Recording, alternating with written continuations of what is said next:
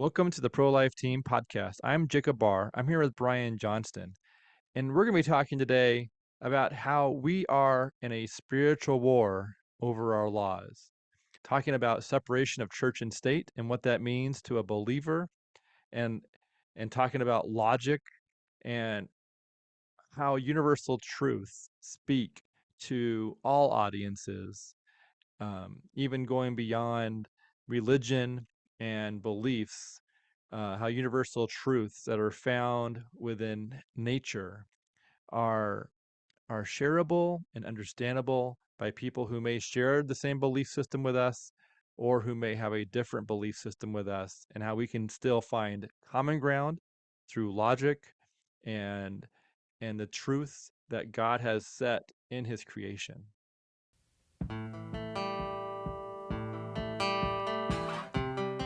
So, Brian, I'm excited to have you on the podcast once again. Would you introduce yourself not only to a pregnancy clinic leadership team who may be listening, but also to someone in the general pro-life sphere? And we also apparently have been having some people who may not share our views watching and listening to these podcasts. And so I feel like we have almost like a general audience. So if you would introduce yourself as if you're just Yeah, talking to a few people you may not even know where they stand on certain sure. things. Well, those are all good people that you introduced. I think it's very important that we understand what the right to life is. And I am the Western Director of the National Right to Life Committee, which is made of 50 separate entities, one in each state. It's not dissimilar to how the United States is set up. These are representative organizations in each state that are focused on the civic process, educational and civics. In other words, this is a legal question. Nowhere is that clearer than in the Dobbs decision. And I know the last time we spoke, you're well aware of the book I wrote recently that explains in greater depth what Roe v. Wade really did, because it had a companion decision that never got discussed, Doe versus Bolton. And that book is called Evil Twins, Roe and Doe, How the Supreme Court Unleashed Medical Killing. Back to our specifics here and talking about the right to life. It's a legal right. And what happened in 1973, the reason we have so many crisis pregnancy centers is that people were alarmed, because up until January 22nd of 73, those young women were not being induced to go into an abortion clinic and kill their babies. That wasn't happening. In fact, the opposite was happening. Each state, even progressive states like California, New York, Colorado, and Massachusetts, they had more progressive laws, but each state said, no, we're going to control this whole thing of human killing babies. There's laws against that. What Roe v. Wade did, and that's what my book tries to get folks to understand, is it gave the authority of the state, which is charged under the Constitution. Under the Constitution, each and every state has been given a sacred charge, what's known as a compelling state interest, to protect the lives of those within their jurisdiction, to protect life. That was taken away January 22nd, 1973, in the Roe v. Wade decision.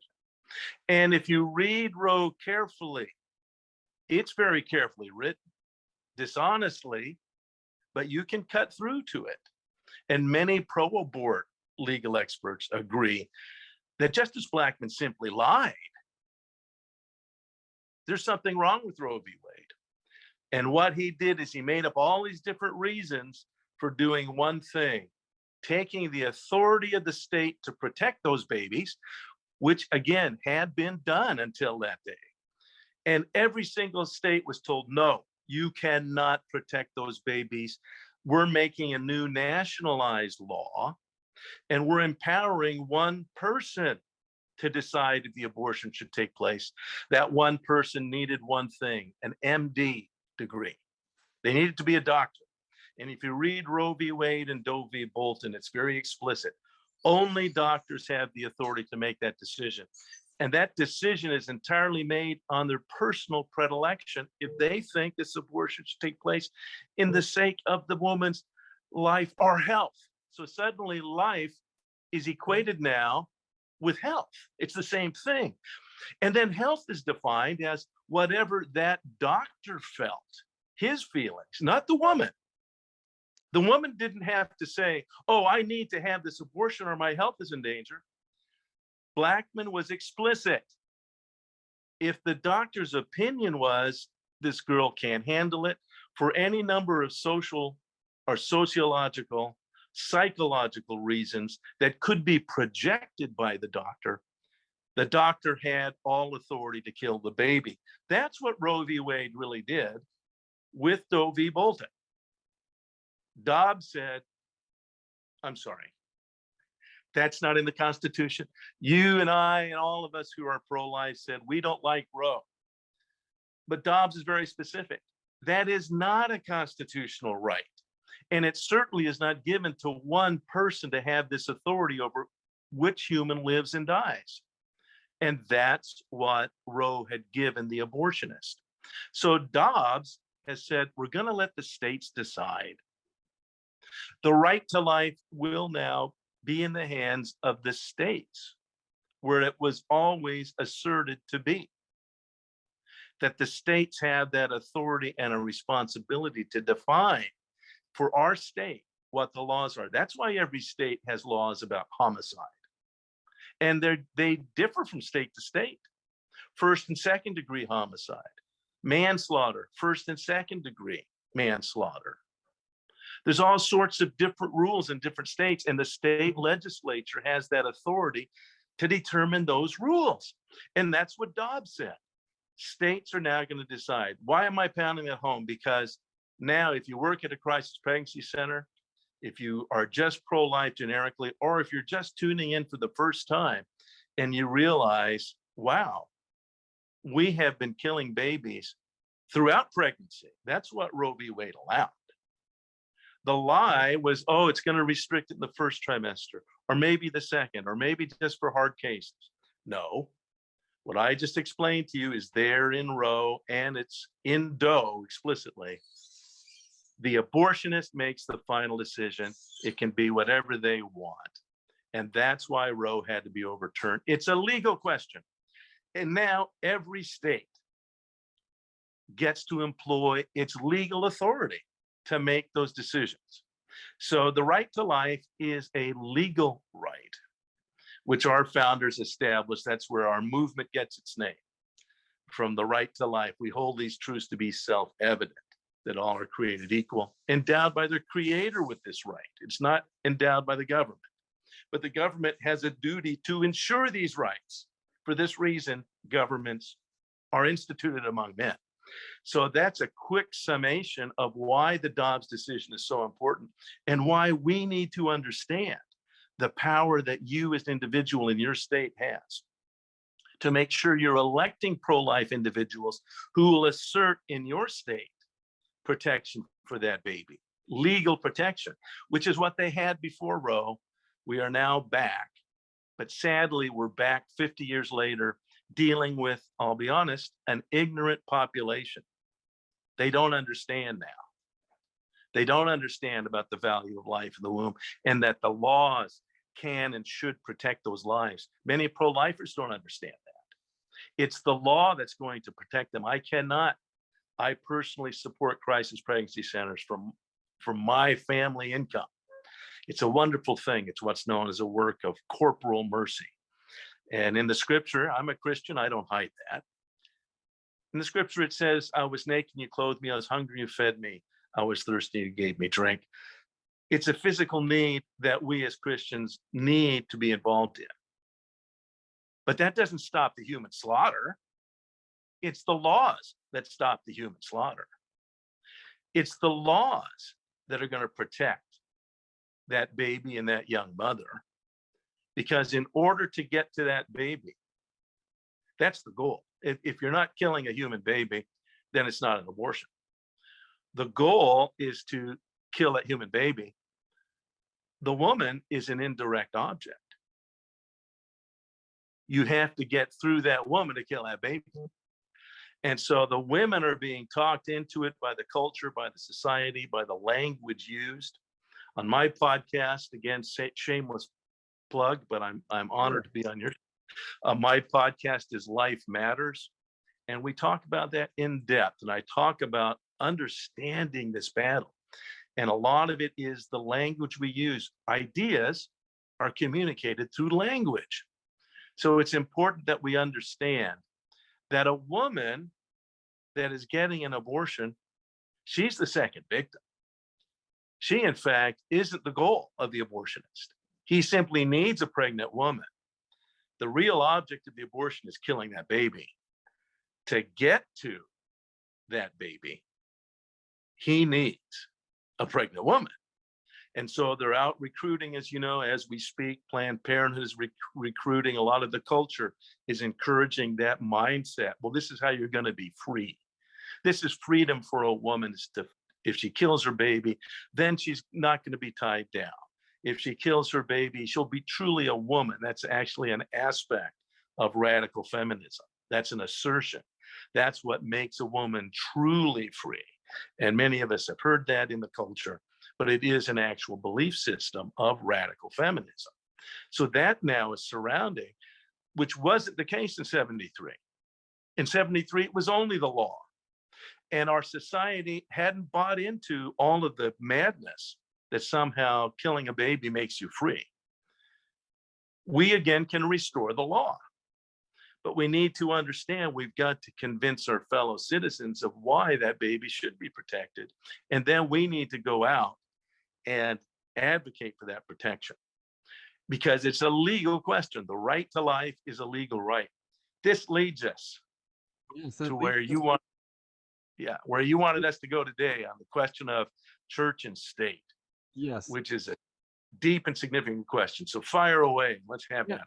Well, before we ask the question of talking about separation of church and state, I think the setup question might be is what makes abortion wrong? And then how does our belief system play into abortion being a wrong decision? And then I think that will lead us into the church and state piece. So, Sure. So Brian, what, in your opinion and your thoughts, how would you summarize why or what makes abortion wrong? Like, is that pulled from a biblical viewpoint or from a moral viewpoint? Like, where do you pull in?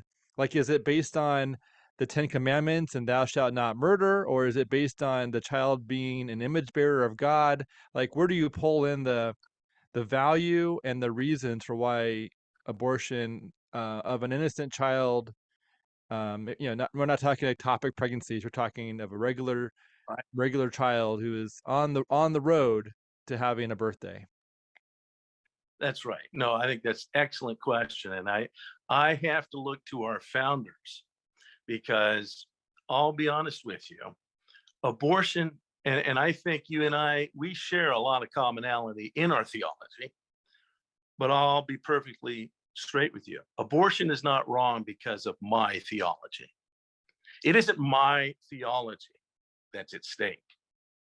And our founders really had a clear understanding of that. They understood because many of them had different theological backgrounds. And each of the states had slightly different theological nuances in those states they were uniting. And they were very clear at the founding that there are self-evident truths that the God of nature,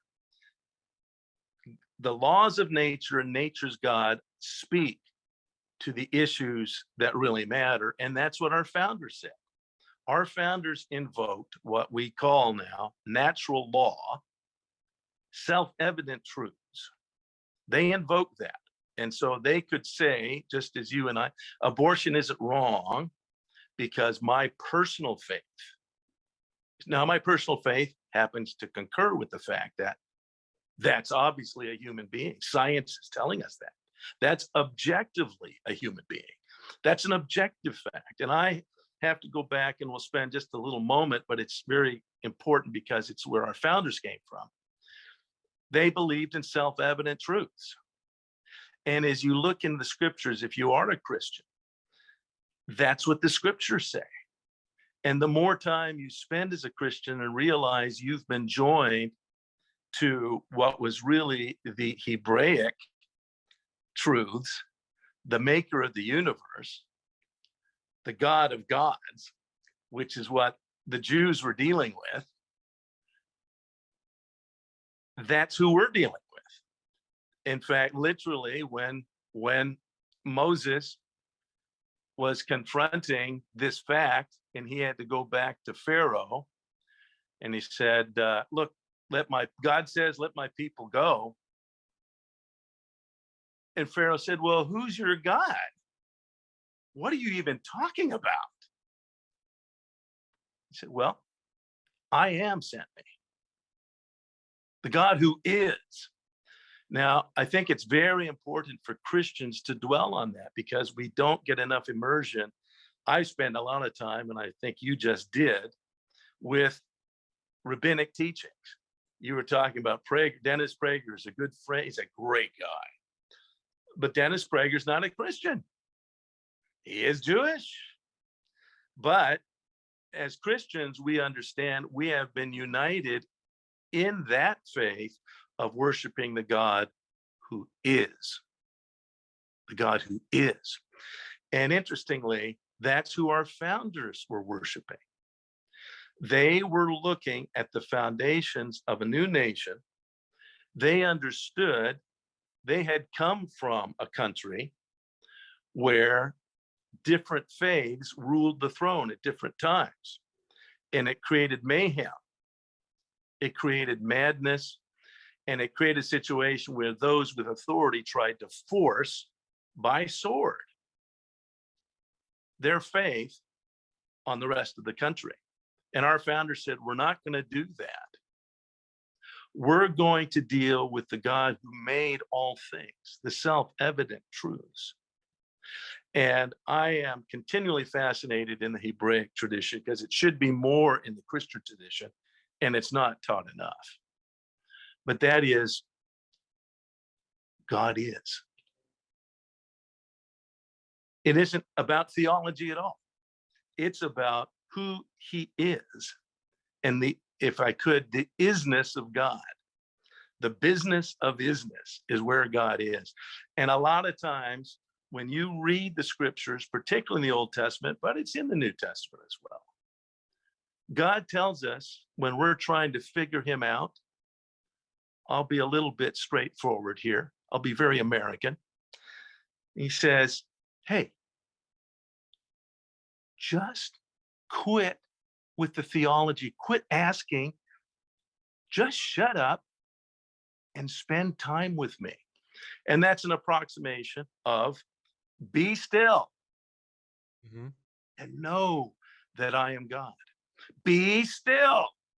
And we are busy dealing with theology and ideas and what about this? What about that? And he continually reminds us.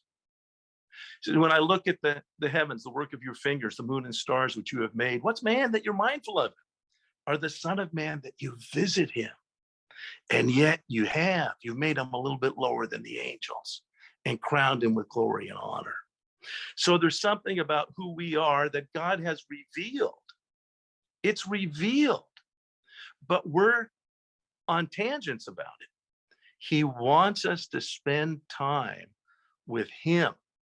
And thankfully, that's a tradition that cuts through our personal theology. And the founders knew that.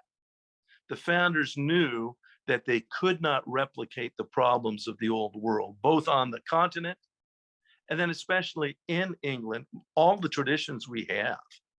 If you look back on British tradition, they're the ones that came up with the idea of having a constitution.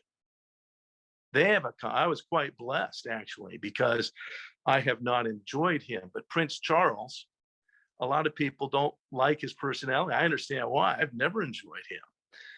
But when I heard his speech, I was so pleased because he affirmed a commitment that his mother understood and a commitment that she made.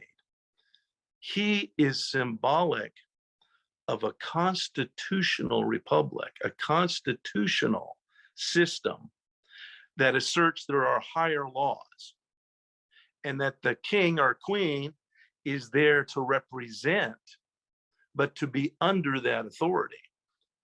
That is very clear in the Magna Carta. The Magna Carta is one of the key elements of the British constitutional system of limited government. And our founders understood that. They need to limit government. But the other thing our founders really knew and understood, because they were British, they're British gentlemen. They understood that faith should not be dictated by government, because that's what led to so many horrors within Britain. And anybody familiar with any Irish who know the name Cromwell know the stories of Cromwell. And anyone who knows the story of Bloody Mary. So when someone takes authority and seeks to implement their theology, their personal theology, it's extremely dangerous. And the British avoided that. The Americans cemented it in our Constitution. And that's why I referred you to Madison. We could talk about Madison's challenges, because many Americans, even at the founding, didn't fully understand the need to not, because again, many states, if you were from Rhode Island, the odds were you were Baptist. If you were a Catholic, you probably lived in Maryland because of the way Maryland was founded. But each of the states had a religious system. The founders said, look, we're going to be isolated and we're not going to be able to come to a common understanding if we make this about our personal theology. We have to go with the laws of nature and nature's God, what's been revealed. Now, every Christian looks to what the scriptures say. And again, probably in Romans, it's most eloquent, Romans 1:20, where it says that he has revealed his invisible nature through his visible creation. So they are without excuse. So God has revealed that there is a higher law and a maker for all of this. All of this makes sense. You may not yet get it, but we live in an ordered universe. That's what allows scientists, anyone who is a scientist knows that. These things make sense. And you can use physical reality and test it again and again. And you can come to conclusions because we live in an ordered universe, or as Christians would say, our God is not a God of confusion. So this principle of higher law and what the founders and those before them referred to as natural law is the predicate by which our laws are made. We need to be able to demonstrate why it's wrong. I can, and you can, and most effective pro-life advocates can demonstrate that that's a human baby. That's demonstrable scientifically. Wow. It's nothing to do with my theology. And very often our opponents will immediately swing back and want to bring you into, yeah, that's because you believe it. No, I haven't said anything about my beliefs. I'm talking about the objective facts. When does the heart beat? What is each one of these cells is unique. And the genetic code, and you and I know that's what makes us unique. So science is on our side and facts are on our side, and facts are terrible things to waste. If we devolve and allow them, they want to make this about what they believe. They believe that's a disposable thingy. So it's about their belief. Our job is not to say, yeah, but I believe something different. My faith is, this is not a battle of faiths. But it's very clear that those who are our opponents, they believe a certain thing, but the facts aren't on their side. So we need to use objective, self-evident truths, objective facts as we pursue the laws now in each of the 50 states. We need to make sure we're effectively involved in civics and not going out saying, you got to do this because my faith said it.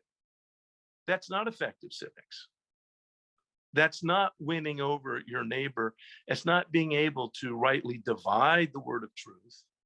That's not being able to explain the reason for what you believe.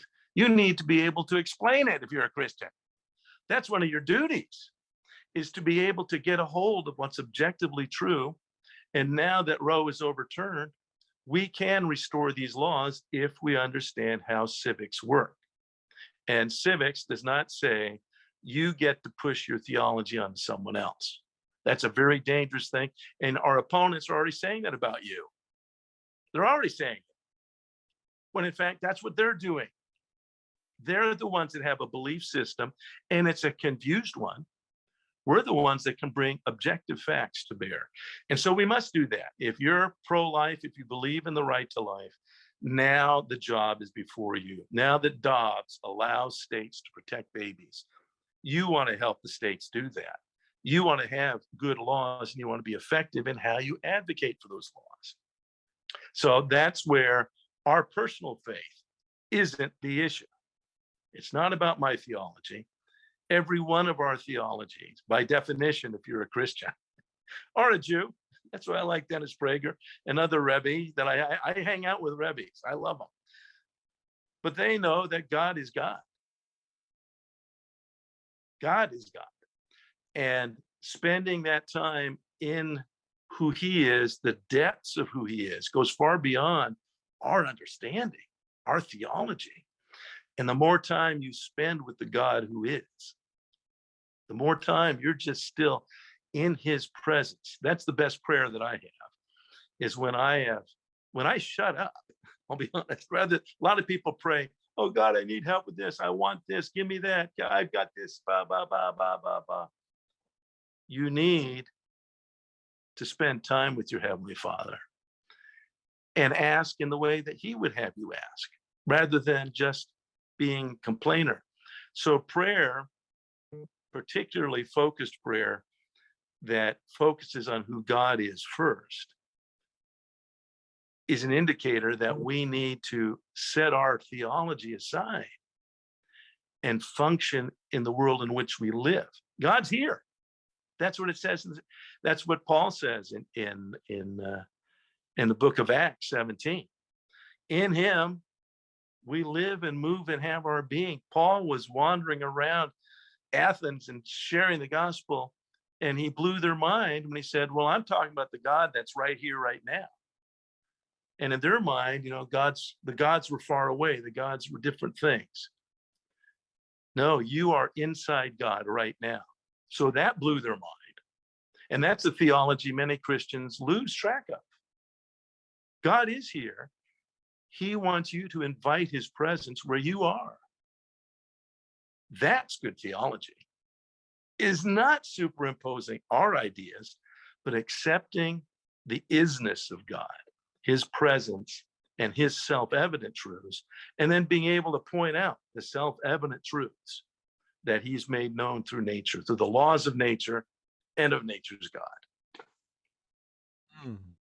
So it sounds like you're saying that like the natural law, or who God is, and how he's expressed himself through nature, sort of supersedes our interpretation, or our interpretation of what he might think. Like it's sort of like that's the core of who, if we can identify who, where God is, or essentially it sort of removes our ability to create a false belief to then stand on, almost like we're trying to but me, and trying to have a reason for avoiding abortion with logic is excellent. But at the same time, I feel like when someone's a person who may run for politics and may get elected, their belief system is probably weaved in to their thinking and to who they are. Yeah.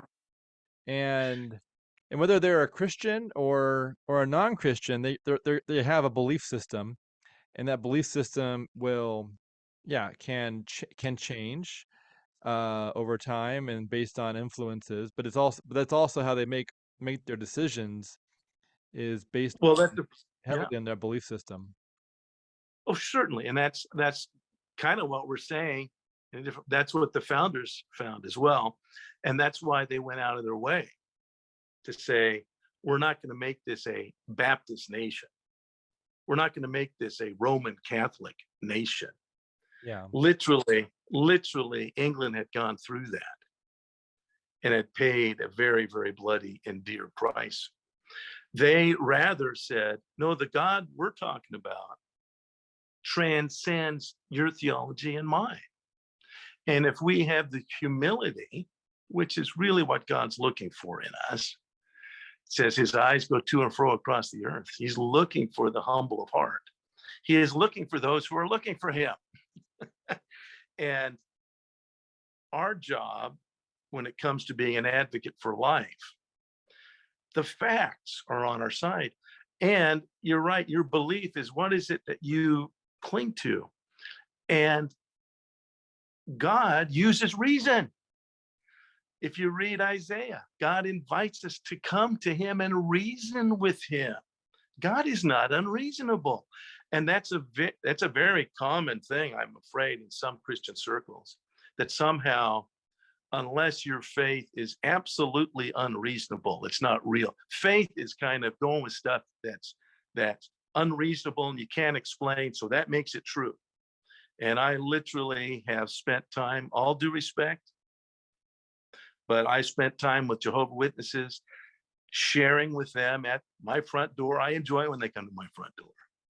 And I explained to them how their particular doctrine isn't really what the scriptures, even their New World Translation, they like mixing up the translations, but even their New World Translation reveals that Christ is God, and that alarms them. And so I had one young lady say, oh no, you don't understand. There are witnesses dying now, being persecuted right now for our faith. They're being persecuted. Okay. That doesn't mean they're right. And that's a problem. People think that what faith is the unexplainable. If it's unexplainable, now it's faith. Well, that's not the God you're called to follow. You're called to follow God. And at first, when we follow God, it is hard. As a child, we're called to be born again. Or if that is basically a phrase from scripture. But even our Catholic friends don't like that term. But you've got to come to a commitment to Christ. It's a commitment. And that's where you start. That's your starting point, but it's not your ending point. And that's how it is. When you're born again, you're a child and you need to receive from God, but he wants you to understand and then to explain. And that's what Paul goes through. The writings of Paul are astounding. He was a Rebbe at one time. So he's astounding as he explains this. You need to be able to spend time with God, but then you need to mature. Don't be a child anymore. Don't be simplistic in your theology. He wants us to mature so that we can give an answer and explain that, no, the facts are on our side. And it's very clear, you and I agree theologically, that God doesn't like human abortions. And as you mentioned earlier, we believe in the scriptures that human beings are made in the image of God. There's something extraordinary. I quoted some of the scriptures in Psalms. Psalm 8 is very clear. But that human beings are not merely animals. The secular mind views human beings as merely animals without a spiritual nature. But if you spend time with them, that's really what I'm very close to the domed building in Sacramento, it's just down the street. That's what those buildings are about. Higher issues. The animals don't make laws. So if you're spending time talking about what's right and what's wrong, you're demonstrating you have a spiritual capacity. You may not admit who God is, but you're demonstrating that you're using a spiritual quality that the animals do not share. And as much as the animal rights movement is trying to give them human qualities, they don't have a human spirit, which is a divine spark, a gift from God that separates us. It makes us the image of God. We need to start using it. We need to start explaining to others why. And that's what Paul did on Mars Hill. They had all sorts of altars, all different gods. They wanted to cover all the bases. And then they had one, well, we may have missed one. So here's an altar to the unknown God. Such a great passage of scripture where Paul demonstrates this. Paul demonstrates, no, you guys, you're so close. You understand that you don't know. That's a great place to start. Yeah. I want to explain to you who this God is. In him we live and move and have our being, and he's revealed himself in his creation. Just an astounding premise. It's a Jewish premise, but it's also a Christian premise. Yeah, and with this podcast, we've had some comments in the previous podcast where I would say someone who didn't share our belief system was asking really good questions. And so if someone's listening and they're, not on the same viewpoint of knowing God, I would encourage you to pray, asking God to show himself to you, because just like as you said, God has revealed himself through creation. And if you ask God to show himself, that's, you're putting it in his court to respond, and making that evident by what you can see and experience, and let God show himself to you. And so anyway, that's just um yeah that's so going on to separation. So let's say we have a politician, in this idea and theory that we're talking about, a separation of church and state. What are your thoughts about someone taking these, moral laws or natural laws or God's law, and bringing it into that law, creating, well, now local, state-based law creation spaces? Well, wait, now you just made a leap. Oh, okay. Because I do not, I'll be honest, I think I may have mentioned this last time, because I've been lobbying for a long time. And when I talk to a lawmaker about a particular bill, and they say, oh, no, you don't understand, I'm pro-life. Oh, okay. So, yeah, I'm pro-life because I am an elder at this church, or I'm a deacon at the Roman Catholic Church, whatever it is. Okay. Wait a second. I didn't ask you your religion. I actually asked you about a specific law, a specific bill. And I returned them to what I said my premise is. And my premise is that abortion is not wrong because I believe it's wrong, because my theology, this isn't about my theology. And we do a great disservice to the innocent. We're we're placing an additional hurdle to that person's understanding. Oh, you're talking about killing a human baby. That's right. And there's couples waiting to adopt that very baby. Even if the mom is overwhelmed at the moment, there are couples waiting years to adopt that child, even children with disabilities. Children, a lot of the times the problem is the government that tries to control adoption limits who can have those babies. The government's the problem. And so it isn't about your theology. And the reason I have always blanched when someone volunteers very quickly, oh, you don't need to tell me anymore because I am yada, yada faith. I'm concerned because those are the same people who will, and you see this right now in the current president of the United States, who boldly proclaims his Catholicism, who literally wears his ashes on Ash Wednesday. I don't want to hear about his religion because he's going to demonstrate what he truly believes. Yeah. It's what you do that defines you. And it's very important that we as advocates not suggest that we're asking people that before they can protect a human life, they have to agree with my theology. Ultimately, as a Christian, I would like them to adopt a relationship with the living God. I would like that to happen. In the meantime, God is still speaking to them because scripture says he's speaking to everyone through what he's created. So we can point out that's what Jesus did, and it really insulted the Pharisees. The Pharisees loved the scripture and telling everybody what to do, when to do it. And when Jesus taught, he didn't do that. Jesus related to people where they were at, and he told them stories of real life. And he would talk about real things. Behold the lilies of the field. Just go through if you have a red letter edition, go through what Jesus taught and how he taught.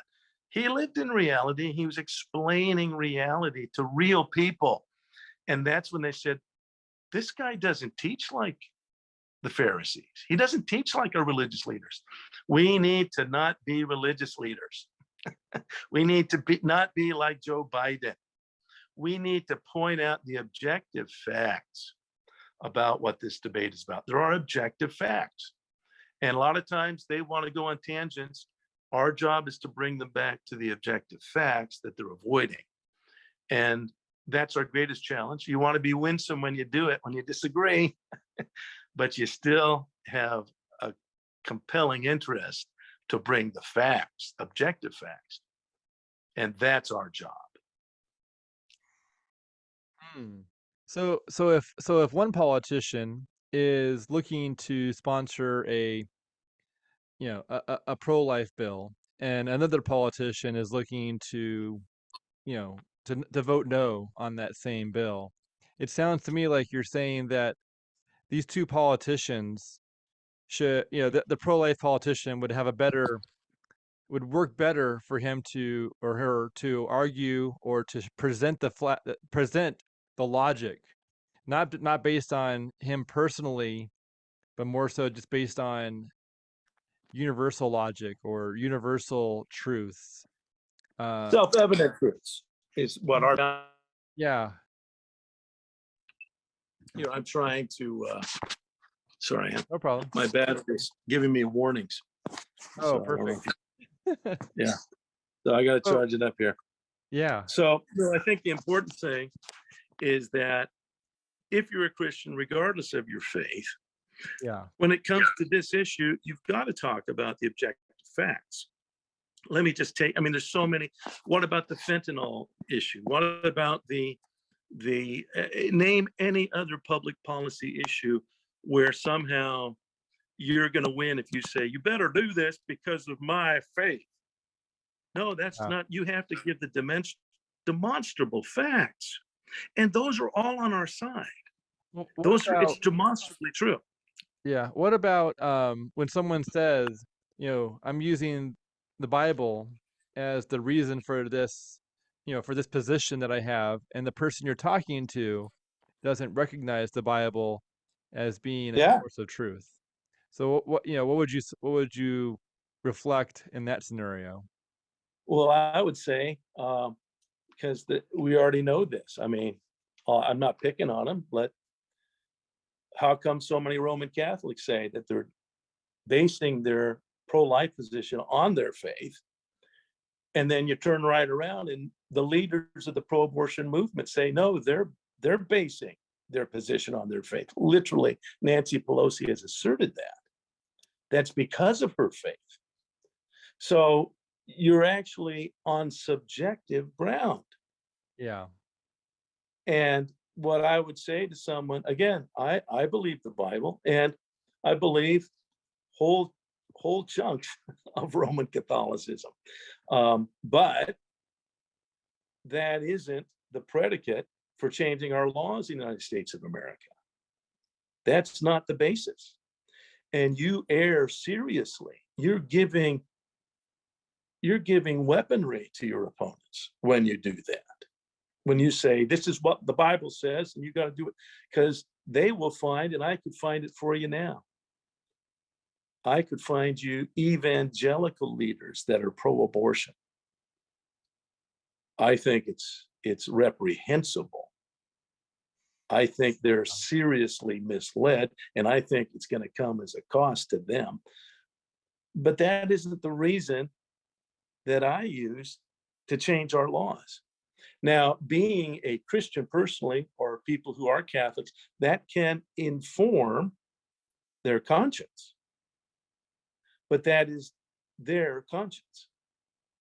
And we cannot go around and say, you have to follow my conscience. That's not how we make laws in America. You better do, Jacob, what I believe. You have to do it. Not a good fit for the American model. Yeah, it just so what do you think? So separation of church and state. So not having a church-sponsored religion or not having a preference towards a certain religion, that seems to be clear.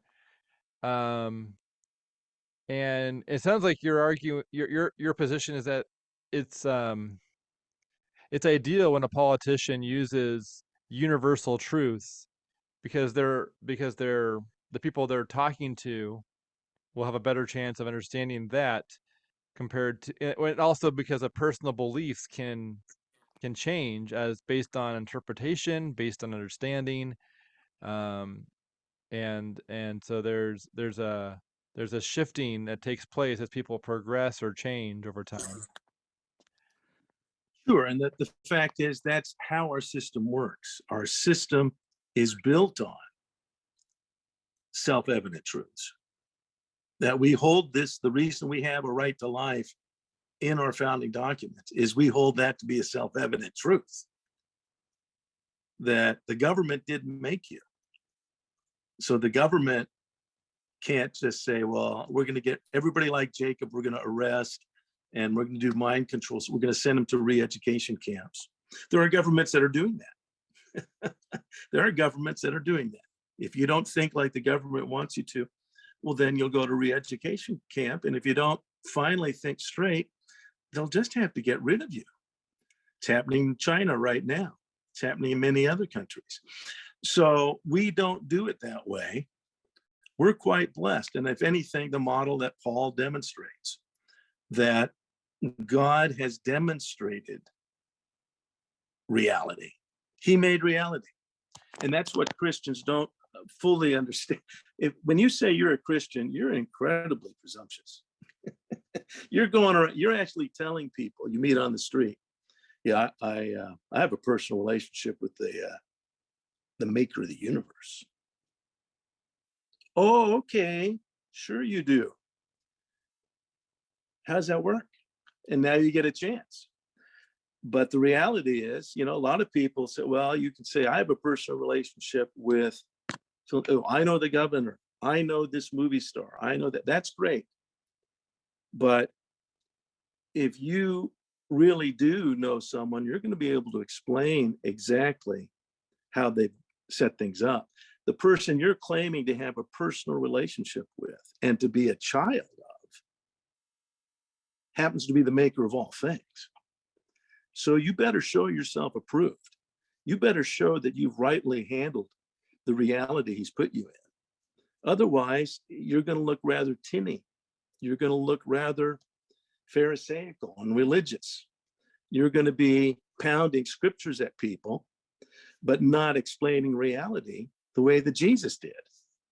Jesus spent a lot of time, and I believe as we look at the laws now, I believe the most important laws, bring this back to the right to life debate, bringing this back to the Dobbs era. Again, it's so important that pro-lifers understand the gift of this moment. You can bring to pass laws now to protect those children that we've been getting diapers for, and the young mothers who've been trying to counsel and encourage to not kill the baby. Now you can have laws to protect them both. So we need to spend time understanding how to effectively pass those laws, effectively do it, and make sure that they're laws that are demonstrably true and not somehow based on my personal unprovable theology. And that's a very important element of this. And another time we can talk further. Again, I think I mentioned last time, I actually like that first Texas law that allows not just prosecution by the government of abortionists, but more importantly, allows citizens who have been harmed, and I'm spelling that out. That was misrepresented by the media. It's not just anybody that can sue an abortionist. Under the civil law right now, Jacob, you can sue someone who has harmed you in the civil court. You can sue them and find relief. So if someone has taken your lawnmower from your garage and you can demonstrate to a judge, yeah, my neighbor, he used to come over and borrow the lamp, and now he's just keeping my lawnmower. It's mine. And he's saying it's his. But here's my receipt. You now have demonstrated that you have been harmed by the actions of that individual. So if you are a grandparent and an abortionist has convinced your daughter to get an abortion, that abortionist has harmed you. And you can bring that abortionist to court. That terrifies the abortion industry, because that's the basis of our legal system, that remedies can be sought. When it comes to criminal law, and we had this discussion before, you need to understand that there are pro-life laws that have not been enforced because of what's known as prosecutorial discretion, where a person is elected to enforce those laws, and they say, yeah, but I don't believe in them. I don't believe that. We're seeing this in a minor case, San Francisco, Los Angeles, many other big cities, where George Soros has worked to elect progressives that saying, yeah, that person is stealing, that person is breaking the law, but I don't believe in enforcing it. I don't believe in that law. And that's called prosecutorial discretion. And you can't make them prosecute. If that happens with abortion laws, then we're not really moving forward. The ability to sue an abortionist is the most frightening thing that the abortion lobby sees. That ability for them to be pursued, even if, because they'll just give more, they have more money than you and I. Planned Parenthood's got billions. George Soros has more than them. And they'll work to elect prosecutors and those who should enforce the law to then say, well, I don't believe in enforcing that particular law. And that's something you should be aware of. So we need to work for laws. And again, I recommend laws that include the ability for individuals to bring suit against an abortionist who has harmed them. So when Roe versus Wade was passed 49 and a half years ago, was it to protect was it to protect abortion doctors from being sued? Was that part of that mindset? Very much so. And sued by as a criminal. If you understand, again, in my book, I point out evil twins, Roe and Doe. Justice Blackmun, he was professionally, before he ever got to the courts, he was an attorney who defended doctors against legal action. He was a defense attorney for doctors. And in every state, doctors were considered to be breaking the law if they killed a human baby. So he literally wrote Roe v. Wade and Doe v. Bolton to protect those criminals, the perpetrators. And he specifically said, they're the only ones who can do abortions. The feminists wanted the right to do their own abortions anytime they wanted. He specifically said, I am not granting that right. Women can't just go out and do an abortion themselves at any time they want and in any way they want. With this, we do not agree. And that's an explicit quote from Roe v. Wade. He gave all authority to abortionists only, and he loved doctors. He loved defending criminal doctors. And in every state, if you did an abortion, you were subject, what he called, you were subject to the shadow of possible prosecution. And he wanted to make sure that his clients, doctors, would never be prosecuted. And that's what Roe and Doe did.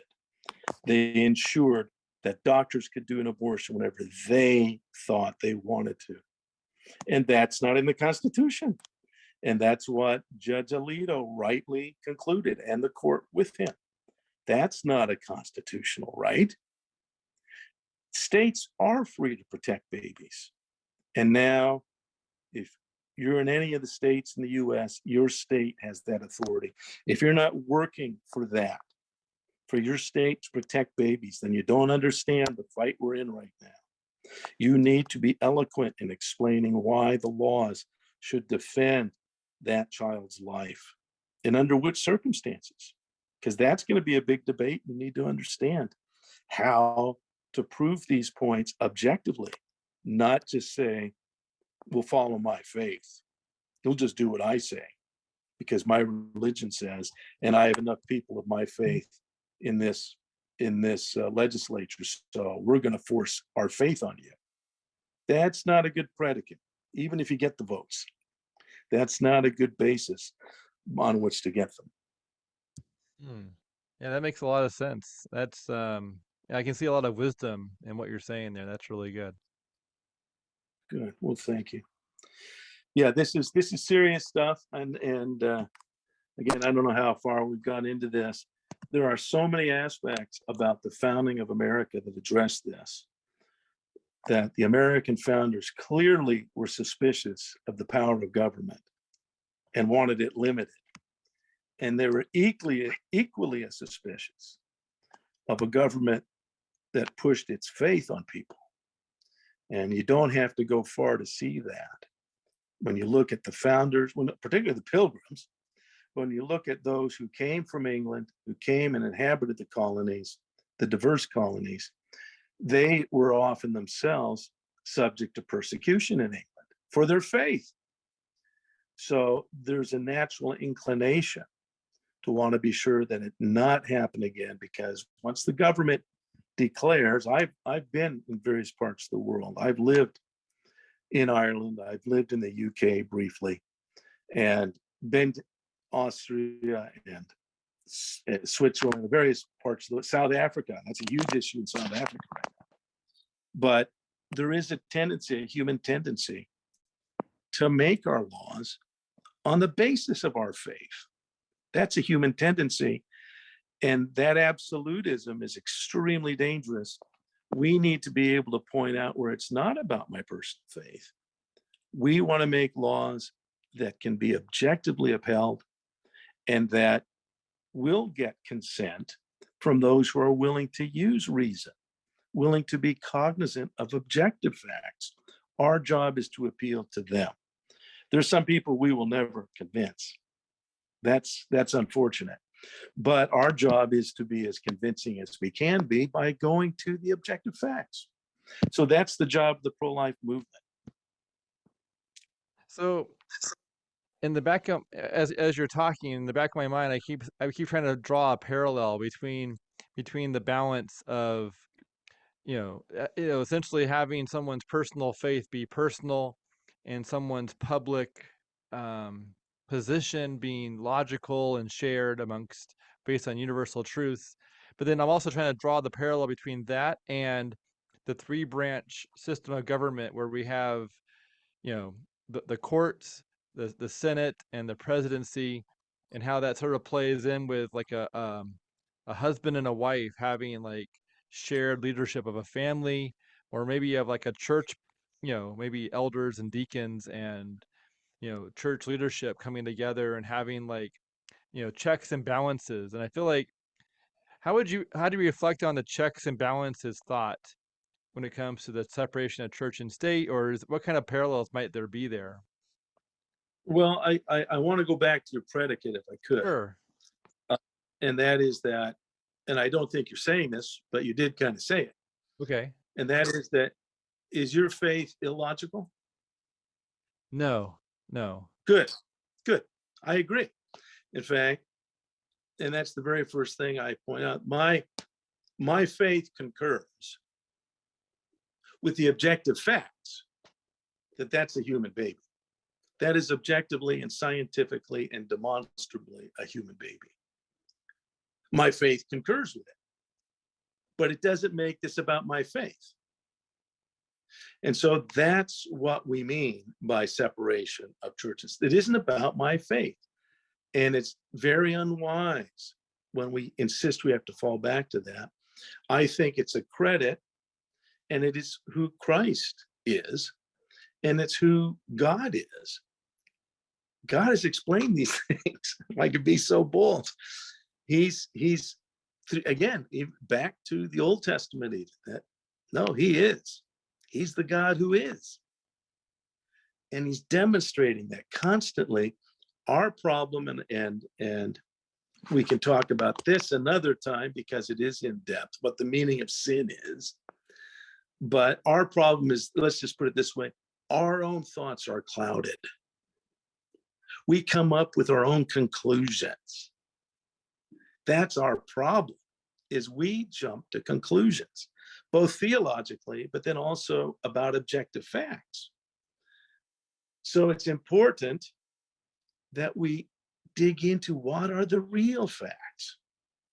It's important both in our relationship with God, in having our theology right, to put it that way, that I want to know who God is. I don't want him just to be a representation of my theological confusion. I want to deal with him for who he is, and that's how he wants to deal with me. He wants a personal relation. He's inviting us again, back in Isaiah, come, let us reason together, set forth your case, and I'm going to defend you. He really wants us to come and to argue, need be, with where we're coming from.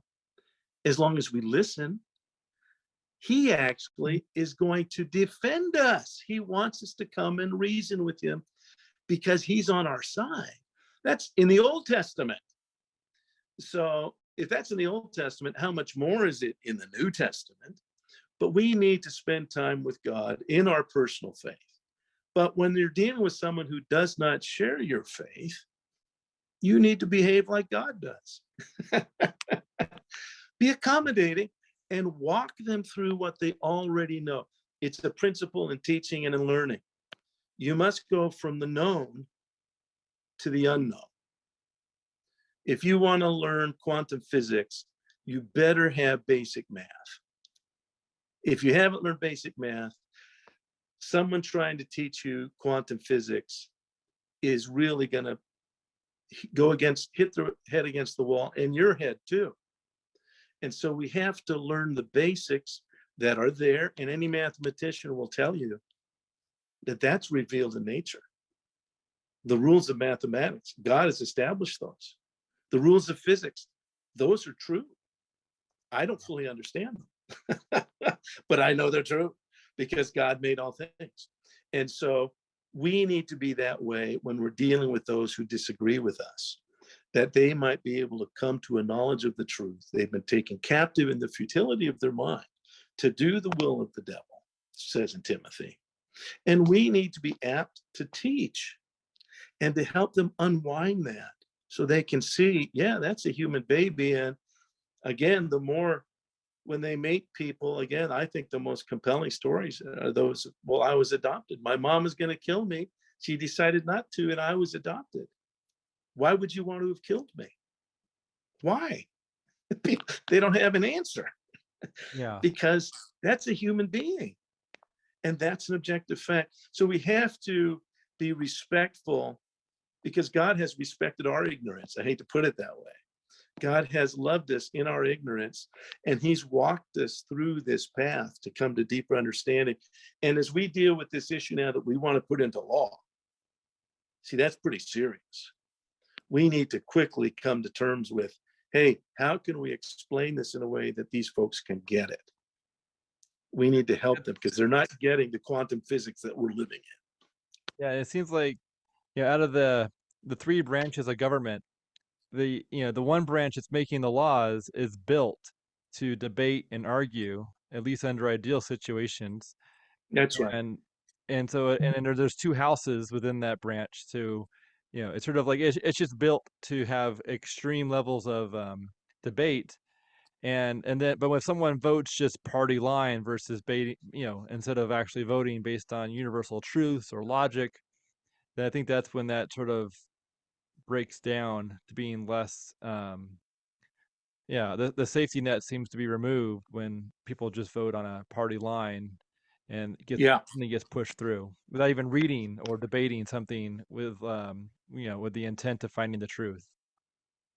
that's right. And I think you're touching on it because the three branches of government, the legislative branch is in fact designed for this debate we're talking about.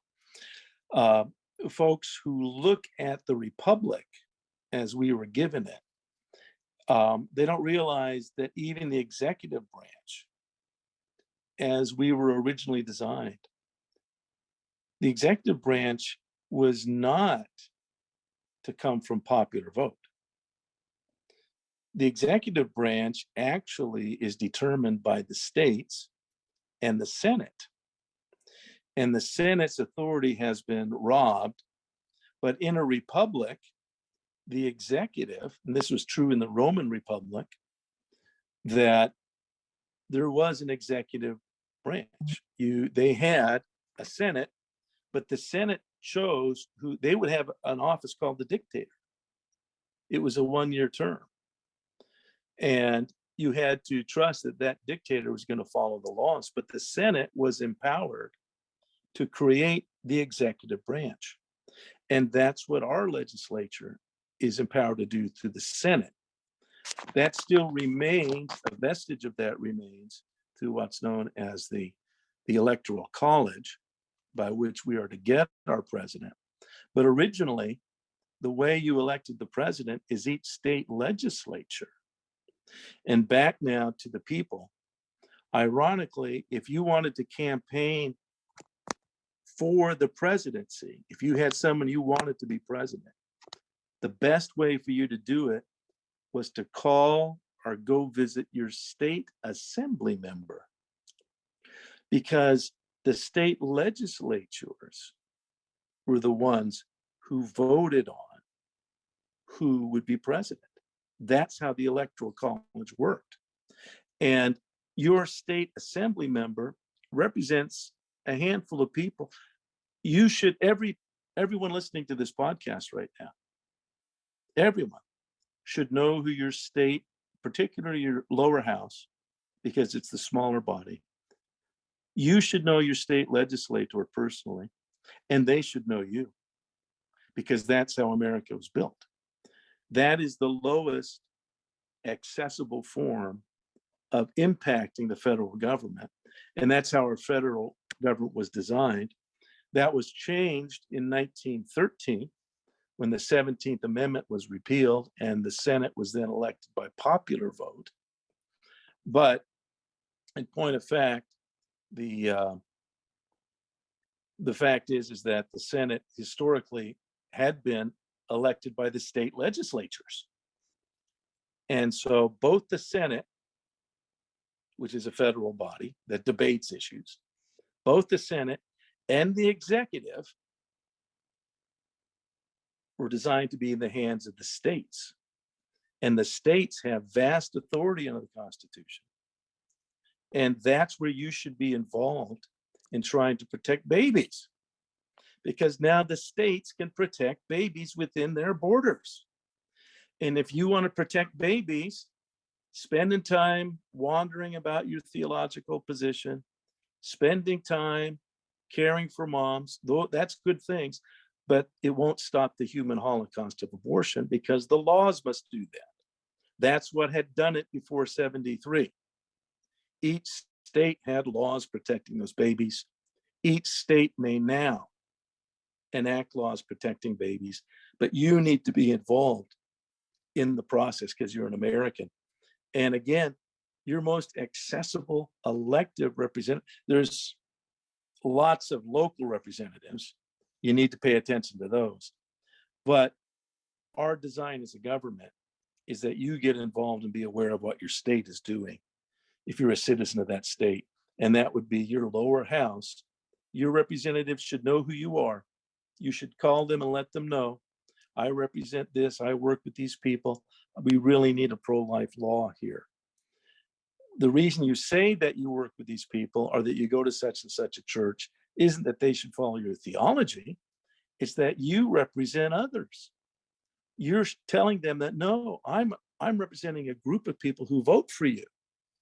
Your job is to represent us and our concern, and we're reaching out to you because we need these types of laws. And if you want to say, yeah, you're part of Kiwanis, that's fine too.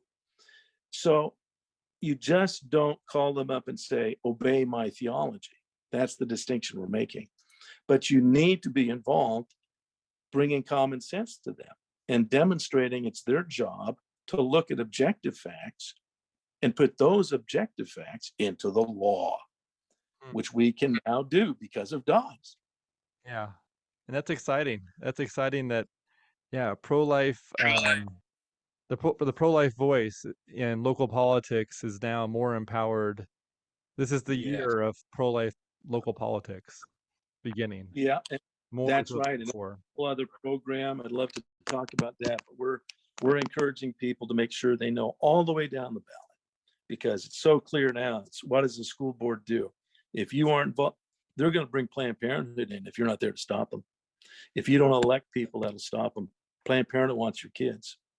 So you've got to be involved in the civic process, and you need to bring arguments that are winsome and that are factually based, that you cannot be gainsayed. And they will try to say it's about your religion. Say, I never brought up religion at all. I'm just talking about the objective facts. Who's going to be accountable? The Planned Parenthood doesn't have to answer that when they bring in a school-based clinic, there's no accountability. Who's going to be accountable? Will the parents know about this? So you can stop Planned Parenthood without even mentioning abortion. Say, hey, that's a nice gift, this health clinic, but who will be accountable for what's being said? Will they be accountable? Can the parents know what's going on? If the parents don't know, is this a good gift? And that you don't have to have a school board member that agrees with your personal stand on abortion even. It's just common sense. You need to be able to explain, hey, this is common sense. How can they come into and then they can walk away. They can walk away after harming my child, and the school has authorized this? No, this can't be. Otherwise, we'll have to bring lawsuits against the school. We don't want to have to do that. But you're bringing in these outside people that have no accountability. So this is the time to act. This election cycle is a ripe time because of Dobbs, but also because of the understanding that Americans are now getting that we're in a spiritual war for our laws, and we need to be effective advocates for just laws. Oh, that's good. Yeah, we are in a spiritual war for our laws. Wow. That's really well said. Well, I think that might be a good spot to cue the music. I think that was that was good. Good stuff, Jacob. Well, it's always a pleasure. I always a pleasure as well, Brian. Thank you so much. I hope you have a wonderful evening, and thank you so much for speaking about all these big topics. They're huge. It's good. There's so much more. I'm glad we were more concise. Another time we'll talk about the history of America's founding. There's so much that we were not taught as kids, and it's very fascinating. Awesome. All right, Brian. I hope you have a wonderful evening, and thank you for being on here. And I'm excited to share your wisdom with people. So this is good. Thank you, brother. God bless you. God bless you too. Take care. Bye, Brian.